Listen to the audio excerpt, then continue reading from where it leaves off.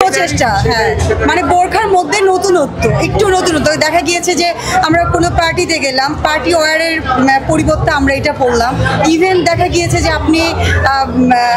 আপনি হলো যে কোনো বিয়ে বলেন, যে কোনো অনুষ্ঠান বলেন, অ্যাওয়ার্ড অনুষ্ঠান বলেন, নিজেকে একটু ভিন্ন রূপে নিয়ে আসার জন্য এই প্রচেষ্টা। এই যে আপনার স্টাইল একরকম, এই আপুর স্টাইলটা আরেক রকম, তো সেটার রিজনটা কি? আমি বলি কারণ তার স্টাইল আপনার সামনের দিকে যদি আমি ঢাকা বলতে যাই, তার সামনের দিকে কিন্তু ঢাকা না। এই লুকের মানেটা কি? মানে এই লুকের মিনিংটা কি? এই গেটআপটার মিনিংটা কি? মনে হইতেছে একটা ছিঁড়া সবাই না, আমরা যেহেতু মুসলমান কান্ট্রিতে থাকি, তো আমাদের দেখা গিয়েছে যে আমাদের হিজাব বলো, তারপরে বোরখা বলো, আবায়া বলো, সেটার মধ্যে নতুন একটা রূপ নিয়ে আসছে, যে একটা ভিন্নতা নিয়ে আসছে, সেটাকে আজকে আমরা রিপ্রেজেন্ট করব।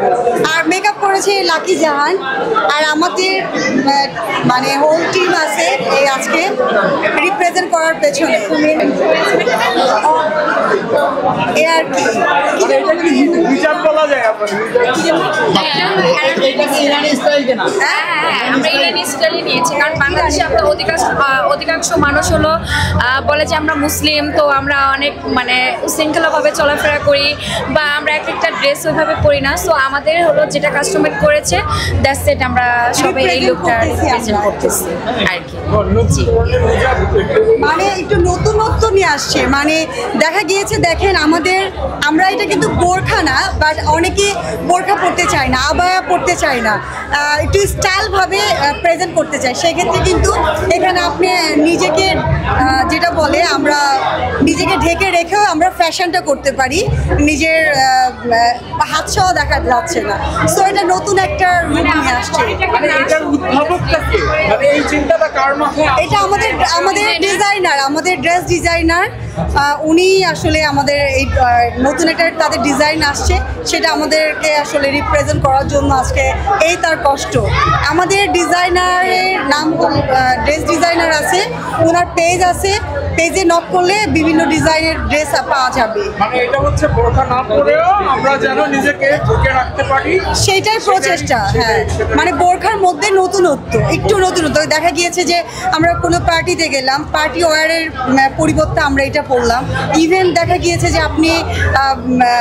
আপনি হলো যে কোনো বিয়ে বলেন, যে কোনো অনুষ্ঠান বলেন, অ্যাওয়ার্ড অনুষ্ঠান বলেন, নিজেকে একটু ভিন্ন রূপে নিয়ে আসার জন্য এই প্রচেষ্টা। এই যে আপনার স্টাইল একরকম, এই আপুর স্টাইলটা আরেক রকম, তো সেটার রিজনটা কি? আমি বলি কারণ তার স্টাইল আপনার সামনের দিকে যদি আমি ঢাকা বলতে যাই, তার সামনের দিকে কিন্তু ঢাকা না। সেই ক্ষেত্রে হিজাবটা কি? না, ঢাকার বিষয়টা কি দেখা গিয়েছে যে ও যেহেতু এটা একটা প্রোগ্রামে আসছে ফ্যাশন শো হিসাবে, ও হিজাবটা ওখানে নিয়েছে, কিন্তু অন্য কেউ হিজাবটা এটা সামনেও ইউজ করতে পারবে। মাথায় যেটা ওয়্যার করছে সেটার পরিবর্তে সে সামনেও ঢেকে পড়তে পারবে। এটা আপনি দুই রকমভাবে পরা যায়। কেউ হয়তো বা আজকে যেহেতু এসে একটা ফ্যাশন শোতে আসছে, সো এই জন্য সে সামনে এটা ডিজাইন না করে মাথায় পড়েছে, বাট এটার মূল উদ্দেশ্য ফ্যাশনও থাকবে, নিজেকে ঢেকেও রাখবে, এবং আমাদের বাংলাদেশকে রিপ্রেজেন্টও করবে। যেহেতু আমরা মুসলিম কান্ট্রিতে থাকি, এটাই হলো তাদের চেষ্টা। Thank you.